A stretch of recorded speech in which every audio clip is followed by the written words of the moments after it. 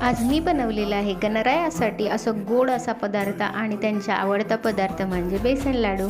आणि बेसन लाडू ही एक सिंपल पद्धत आहे आणि तुम्ही कसे करतात कमेंट्स करून नक्की सांगा. आणि खूप स्वादिष्ट लागतं ते बेसन लाडू.